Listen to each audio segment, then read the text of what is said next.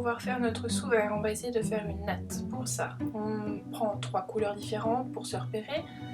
On fait un nœud au bout pour les attacher ensemble. Et on va choisir quelque chose de lourd pour pouvoir tenir, pour que ce soit plus simple.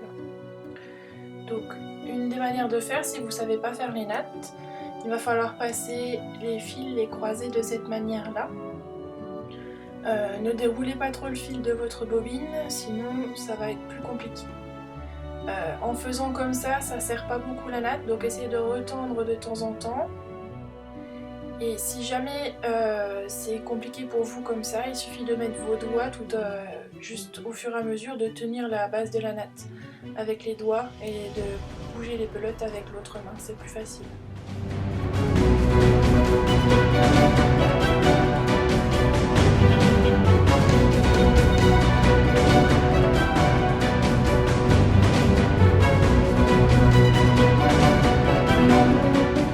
Voilà, la natte est terminée.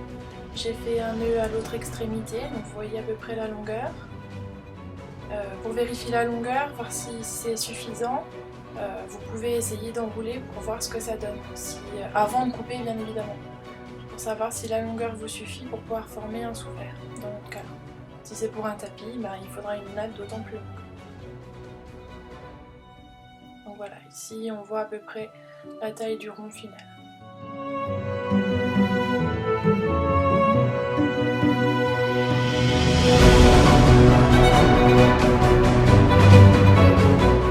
Donc la partie un peu plus délicate, donc il va falloir couper un autre grand bout de fil et on va essayer d'attacher ensemble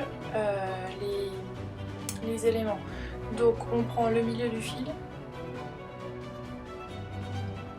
on le tient et l'autre on va le passer dans une des mailles en quelque sorte de la natte et on va le mettre au milieu.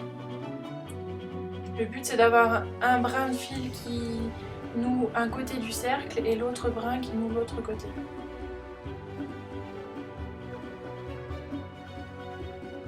Donc une fois qu'on a passé notre fil, on va enrouler la natte et au fur et à mesure on va passer un fil dans une maille. Donc on prend la maille, c'est pas très facile à faire. On prend la maille, on passe le fil dedans, un seul. Et ensuite on va continuer d'enrouler et à chaque fois qu'on arrive sur un des fils, il suffit de passer le fil gris là dans une des mailles qui se trouve en face. Et ainsi de suite tout le long du détour.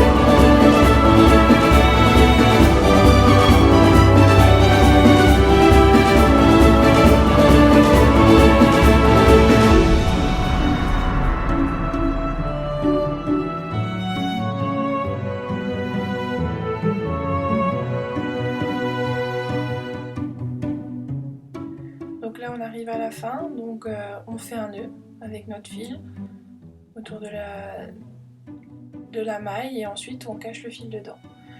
On va prendre un autre petit bout de fil pour attacher le bout final, on va aussi couper les extrémités et on va faire un nœud de la même manière des deux côtés.